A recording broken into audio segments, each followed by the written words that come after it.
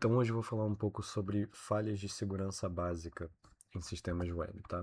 Hoje eu vou falar dos endpoints sem checagem de autorização e os IDs enumeráveis. O que é um endpoint sem checagem de autorização?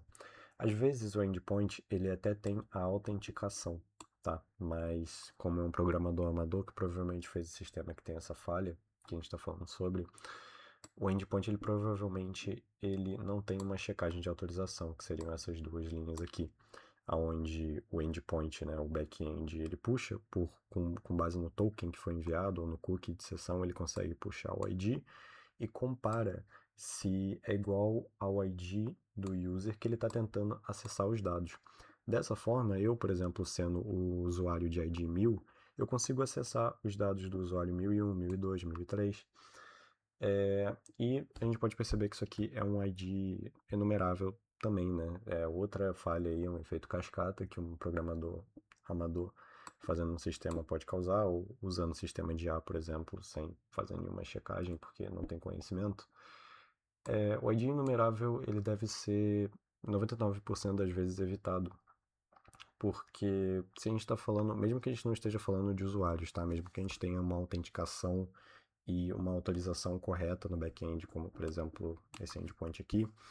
Se, por exemplo, você tem um e-commerce de camisetas ou qualquer outro tipo de produto e você provê esse tipo você usa esse tipo de ID aqui, fica muito mais fácil do seu competidor conseguir checar todos os dados, por exemplo, checar quais são as camisetas. Ele basicamente vai fazer um for loop aqui, vai fazer um script, vai conseguir checar ou baixar todas as imagens. Isso fica muito mais fácil de fazer.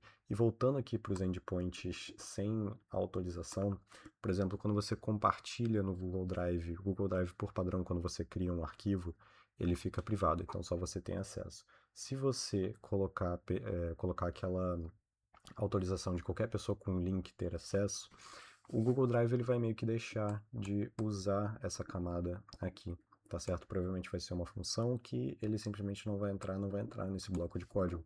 A mesma coisa acontece aqui quando a gente está falando do YouTube e do ChatGPT. Tanto no YouTube quanto no ChatGPT, você pode compartilhar, no caso do ChatGPT, você pode compartilhar a sua conversa com outra pessoa. Então, qualquer pessoa com um link vai poder acessar aquela conversa. E por isso que o ChatGPT usa UUIDs, que são únicos, longos e difíceis de achar um padrão. Na verdade, não tem um padrão nas versões mais recentes, né? Nas versões mais antigas, a gente até tinha um padrão e que poderia ser identificado ali, e começaram a surgir vulnerabilidades com base nisso.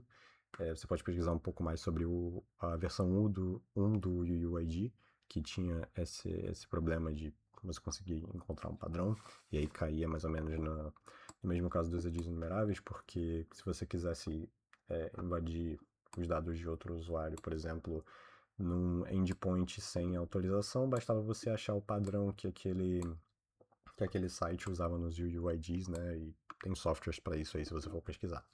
Mas voltando para o caso da autorização, por isso que o ChatGPT usa esse tipo de ID aqui para as conversas, porque se você compartilhar, se você permitir que ele fique público para qualquer pessoa que tenha o link, se a gente tivesse aqui, por exemplo, o padrão de IDs enumeráveis, qualquer pessoa conseguiria descobrir com um script em 2 segundos. A mesma coisa para os vídeos não listados no YouTube, né?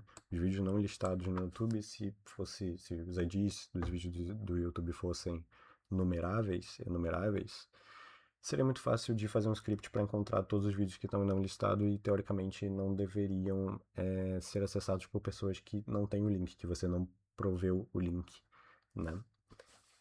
Então, e tem até uma outra curiosidade implícita aqui sobre a arquitetura que o YouTube usa nos IDs dos vídeos, que a gente tem 11 caracteres de base 64. O que é base 64? Base 64 é basicamente uma base numérica, como a base decimal ou a base hexadecimal. E por que ele usa a base 64, né? O que significa? Significa que em cada posição aqui desses 11 caracteres, a gente pode ter 64 possibilidades de caractere.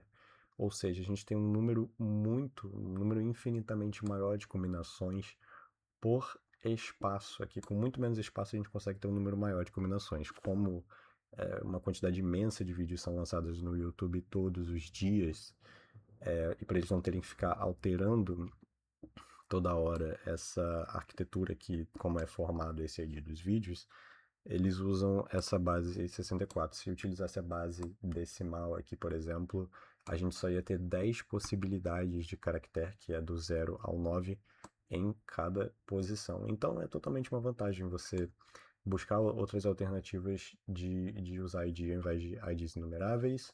E isso meio que se combina, vira meio que um combo para você invadir, acessar essas vulnerabilidades em aplicações web que não tem autorização. Então, sempre antes até de olhar para o ID ou de qualquer coisa, você tem que olhar para a autorização.